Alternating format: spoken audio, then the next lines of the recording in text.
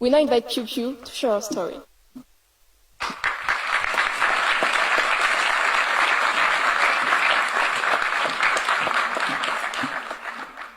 မင်္ဂလာပါ Bonjour à tous.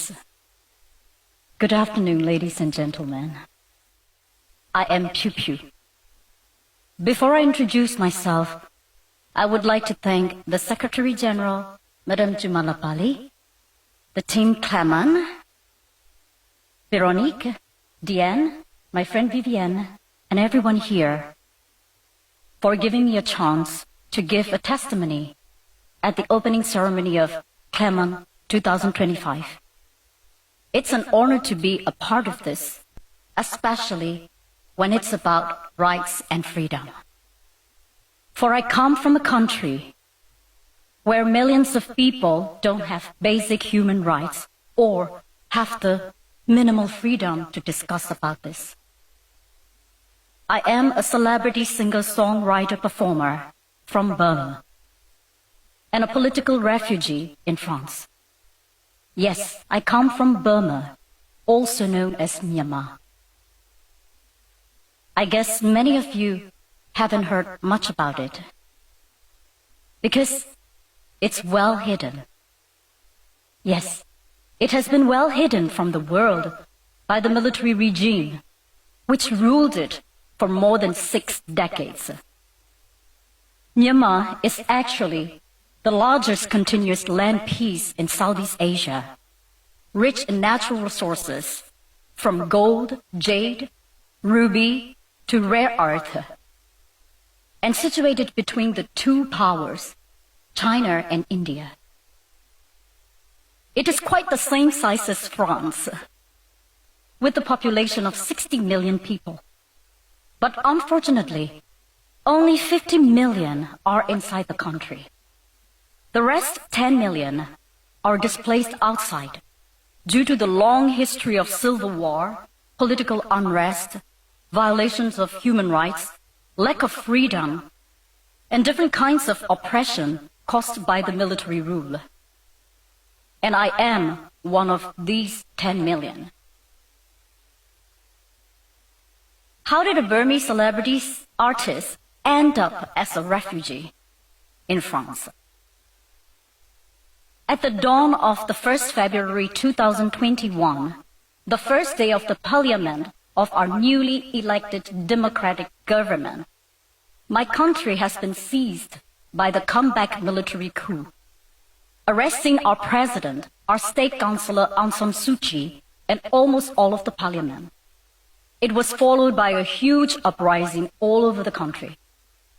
A few weeks later, the hunters started to gun down the peaceful protesters.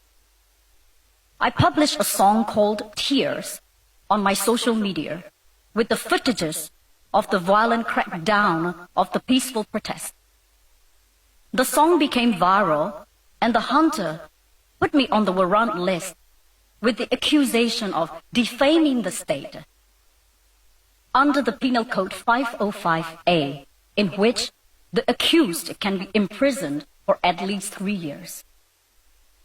You might be wondering if it's really possible to imprison an artist for publishing a song on a social media in 21st century, right?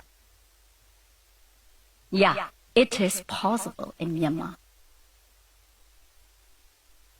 I had 2 choices.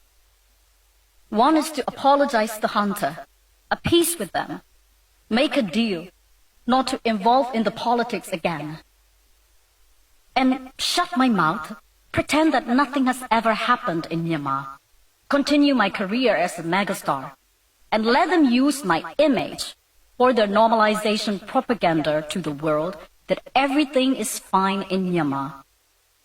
Otherwise, I would get arrested and go to the notorious prisons of Myanmar. Another choice is to leave my successful career, my comfortable life, my wealth, my family, my home, my fans, everything I built and cherished for 20 years, to become a fugitive and end up in a third country like a nobody. I chose the second option because I couldn't shake the bloody hands of the junta who have killed and tortured thousands of my fans and my fellow citizens.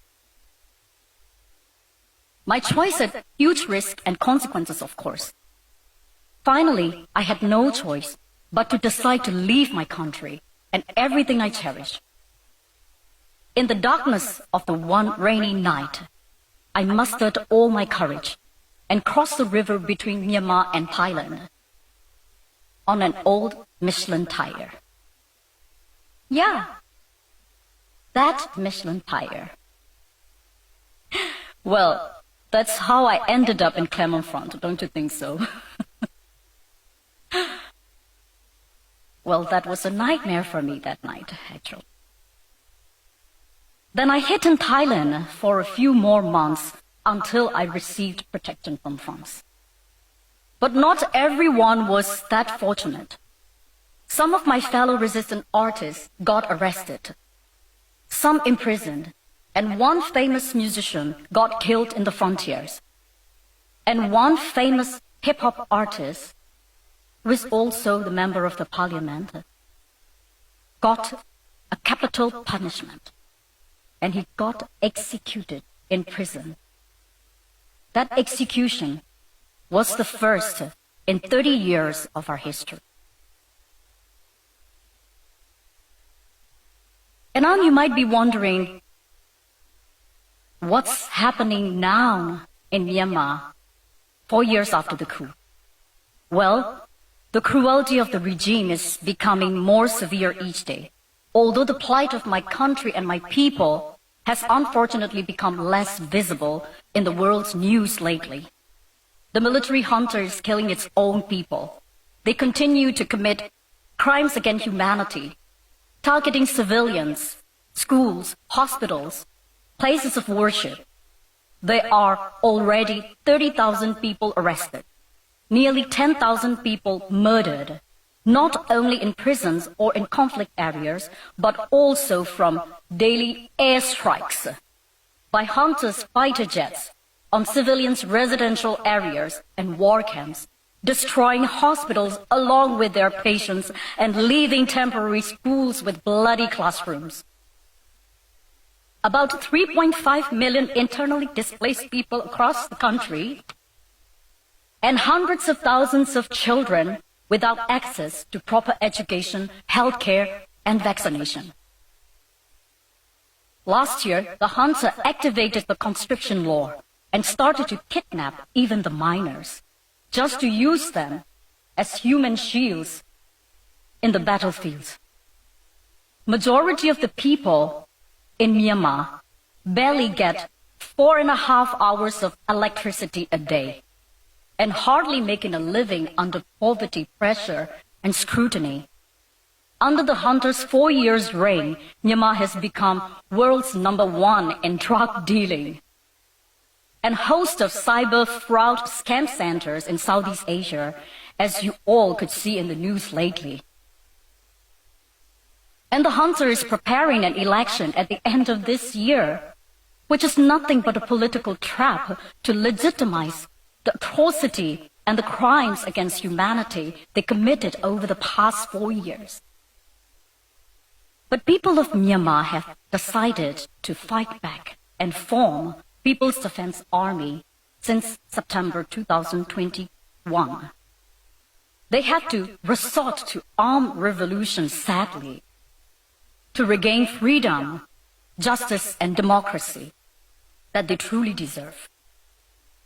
People from all walks of life, university students, teachers, lawyers, doctors, engineers, artists, bankers, farmers, etc., join in the resistant army.